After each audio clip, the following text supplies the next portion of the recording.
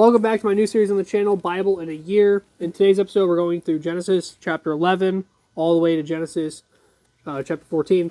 And we're going to read a little bit of Chronicles. We got like 3 verses in Chronicles we also have to read in this episode. So without further ado, let's get into it. Verse 1, At one time the whole world spoke a single language and used the same words. As people migrated eastward, they found a plain in the land of Babylonia and settled there. They began to talk about construction projects. Come, they said, let's make great piles of burnt brick and collect natural asphalt to use as mortar. Let's build a great city with a tower that reaches to the skies, a monument to our greatness. This will bring us together and keep us from scattering all over the world. But the Lord came down to see the city and the tower the people were building. Look, he said, if they can accomplish this when they have just begun to take advantage of their common language, then political unity just begun to take advantage of their common language and political unity. Just imagine. Just think of what they will do later. Nothing will be impossible for them. Come, let's go down and give them different languages. Then they won't be able to understand each other. In that way, the Lord scattered them all over the earth and then ended the building of the city. That is why the city of Babel, that's why the city is called Babel, because it was there that the Lord confused the people by giving them many languages, thus scattering them across the earth. So 2 things to mention in this part. You know that saying where it's like, when man makes plan, God laughs. So this is basically that saying embodied. This is the embodiment of that saying. Another thing I want to mention is that this is a part in the Bible that makes me think of something that I came up with a few years ago. And I came up with the argument that people cannot develop a language on their own without a reference. So basically what I'm trying to do here with that argument is that God has to exist because humans cannot develop languages, or just they cannot develop a single language that they can all agree on and that is as complex as our modern language is today. And that is one of my arguments for God's existence, because God is the one that invented the language. Because I don't think humans are complex enough to have developed a language on their own from nothing. Literally no words exist, ever. I don't think humans can develop a language on their own. Verse 10, this is the history of Shem's family. When Shem was 100 years old, his son Arphaxad was born. This happened 200 years after the flood.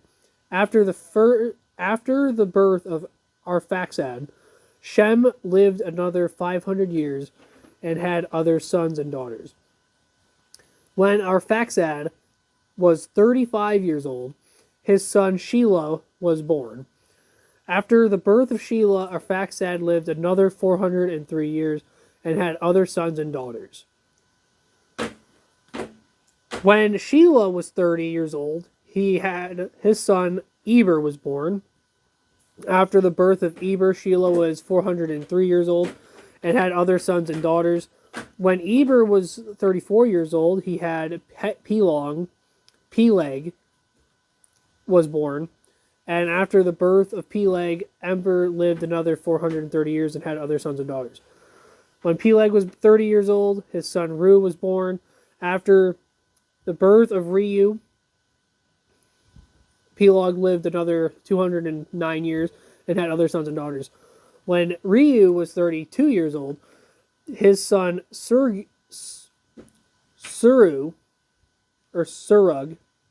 was born.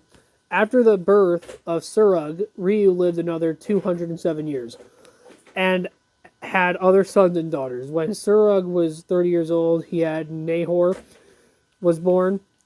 After the birth of Nahor, Serug lived another 200 years and had other sons and daughters. When Nahor was 29 years old, his son Terah was born. After birth, Nahor lived another 119 years, and the sons and daughters, and had other sons and daughters. When Terah was 70 years old, he became a father to Abram, Nahor, and Haran. And this is the part where we get into Chronicles. Verse 24 says, "So this is the family line descendants of Shem: Arphaxad, Shelah, Eber, Peleg, Reu, Serug, Nahor, and Terah, and Abram, later known as Abraham." Genesis 11, verse 27. This is the history of Terah's family. Terah was the father of Abram, Nahor, and Haran. And Haran had a son named Lot. While Haran was still young, he died in Ur of the Chaldeans, the place of his birth. He survived by Terah, his father. Meanwhile, Abram married Sarai, and his brother Nahor married Milcah. Milkai, I'm not sure how to say that. The daughter of their brother Haran. Now Harai was not able to have any children. Terah took his son Abram, his daughter-in-law Sarai, and his grandsons Lot, and left Ur and of the Chaldeans to go to the land of Canaan, but they stopped instead at the village of Haran and settled there. For those of you who might be confused, no, Sarai was not able to have children because of legal reasons or anything like that. It's because she actually is one of the only people in the Bible who had a biological disability to not be able to bear children. So she had problems bearing children. And that's why it mentions that. It has nothing to do with anything legalistic or anything like that. It's just she couldn't have children solely because she just had problems with her body. So I hope that clears all of that up. So back to Genesis. Now we're in Genesis chapter 12. Then the Lord told Abram, "Leave your country, your relatives, and your father's house, and go to the land that I will show you. I will cause you to become a father of a great nation. I will bless you and make you famous, and I will make you a blessing to others. I will bless those who bless you and curse those who curse you. All the families of the earth will be blessed through you." So Abram departed as the Lord had instructed him, and Lot went with him. Abram was 75 years old when he left Haran. He took his wife, Sarai, his nephew Lot, and all his wealth. So Abraham was a very wealthy man, in case you guys didn't know. His livestock, and all of the people who had joined his household at Haran, and finally arrived in Canaan, traveling the Oak and Morek. Oak at Morek. At the time, the area was inhabited by Canaanites. Then the Lord appeared to Abram, saying, and said, "I am going to give you this land to your offspring." And Abram built an altar there to commemorate the Lord's visit. After that, Abram traveled southward and set up camp in a hill country between Bethel on the west and I don't know how to say that. And Ai on the east. There he built an altar and worshipped the Lord. Then Abram traveled south by the stages towards Negev. Continuing in verse 10, at the time there was a severe famine in the land, so Abraham went down to Egypt to wait it out. As he was approaching the borders of Egypt, Abraham said to Sarai, "You are a very beautiful woman. When the Egyptians see you, they will say, 'This is my wife. Let's kill him. Then we can have her.' But if you stay here, you are my sister. Then the Egyptians will treat you well because of their interest in you, and they will spare my life." And sure enough, when they arrived in Egypt, everyone spoke to her beauty. When the palace officials saw her, they sang her praises to their king, the Pharaoh. And she was taken into harem. The pharaohs gave Abram many gifts because of her: sheep, cattle, donkeys, male and female servants, and camels. But the Lord sent a terrible plague upon Pharaoh's household because of Sarai, Abraham's wife. So Pharaoh called for Abraham and accused him sharply. What is this you have done to me?" he demanded. Why didn't you tell me she was your wife? Why were you willing to let me marry her, saying she was your sister? Here is your wife. Take her and be gone." Pharaoh then sent them out of the country under armed escort. So chapter 13 starts out, verse 1. So they left Egypt and traveled north to Negev. Abram and his wife and Lot and all that they owned, for Abraham was very rich in livestock, silver, and gold. Then they continued traveling by stages towards Bethel, to the place between Bethel and Ai. I'm just going to call it Ai, where they had camped before. This was the place where Abram had built the altar, and there once again worshipped the Lord. Now Lot, who was traveling with Abram, and also very wealthy with sheep, cattle, and many tents, but the land could not support both Abram and Lot with their flocks and herds living so close together. There were too many animals for the available pastured land. So an argument broke out between the herdsmen of Abram and Lot. At the time, Canaanites and Perizzites were also living in the land. Then Abram talked it over with Lot. "This arguing between our herdsmen has got to stop," he said. "After all, we are close relatives. I'll tell you what we'll do. Take your choice of any selection of the land you want, and we will separate it. If you want that area over there, I will stay here. If you want to stay here in this area, then I will move to another place." Lot took a long look at the fertile plains of the Jordan Valley in the direction of Zor. The whole area was well watered everywhere, like the garden of the Lord for the beautiful land of Egypt. This was before the Lord had destroyed Sodom and Gomorrah.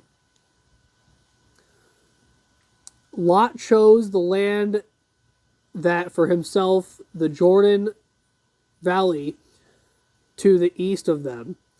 He went there with the flocks and servants and parted company with his uncle Abram. So while Abram stayed in the land of Canaan, Lot moved his tents to a place near Sodom. Among the cities of the plain, the people of the area were unusually wicked and sinned greatly against the Lord. After Lot was gone, the Lord God said to Abram, "Look, as far as you can see in every direction. I am going to give you this land to you and your offspring as a permanent possession. And I am going to give you so many descendants that, like dust, they cannot be counted. Take a walk in every direction and explore the new possessions I am giving you. Then Abram moved his camp to the oak grove owned by Mamre, which is a Hebron. There he built an altar to the Lord. So I'm going to skip over the next few verses of chapter 14. I'm having the most trouble trying to read this verse, and I cannot get any of the names right, and it's just throwing me off.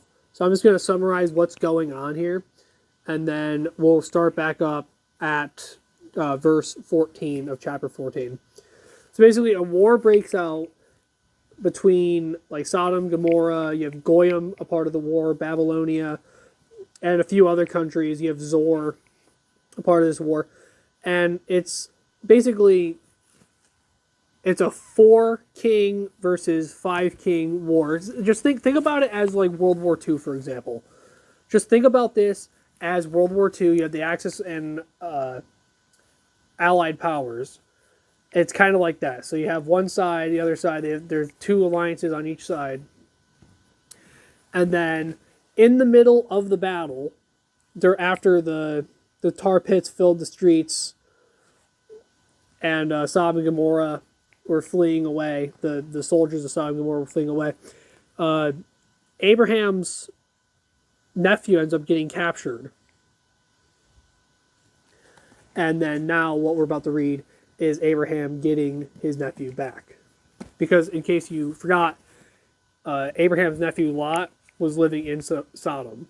So verse 14, when Abram learned that Lot had been captured, he called together the men born into his household, 318 of them. He chased after Chedorlaomer's men born in Chedorlaomer's army until he caught up with them in Dan.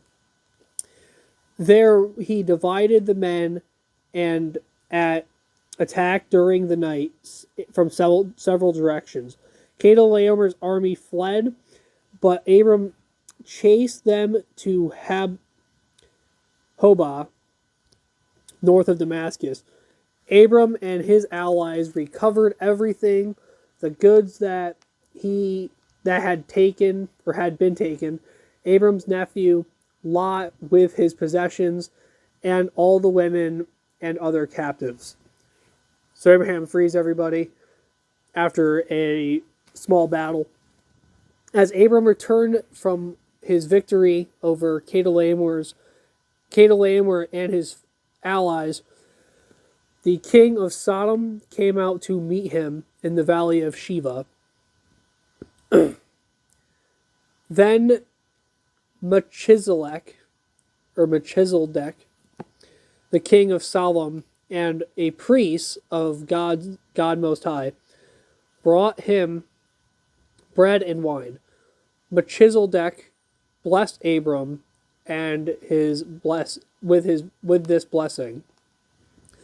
Blessed be Abraham by God Most High, creator of heaven and earth, and blessed be God Most High, who has helped you conquer your enemies. Then Abram gave Melchizedek a tenth of all of the goods he had recovered. The king of Sodom told him, Give back my people who were captured, but you may keep for yourself all the goods you have recovered. Abram replied, I have solemnly promised the Lord, God Most High, creator of heaven and earth, that I will not take so much as a single thread or sandal thong from you. Otherwise, you might say, I am the one who made Abraham rich. All I'll accept is that these young men of mine have already eaten, but give a share of the goods to my allies, Ener, Eshcol, and Mamre. And with that, that is the end of day 4 of Bible in a Year. I hope you liked this video, guys. This one was a little weird. I was having such a hard time making this video and getting everything done. Just reading the names of the people is just such a difficult task. And I took multiple takes, and I just couldn't get it right. I took about 20 takes trying to read that, and I just gave up. I couldn't do it. So I decided just to summarize it for you guys. It'd probably be easier. Plus, you're probably going to learn more by me summarizing it than you would from me reading it, because me reading it was just super confusing. Anyways, I hope you liked the video, guys. Please comment, subscribe for more, and I will see you guys tomorrow. Peace.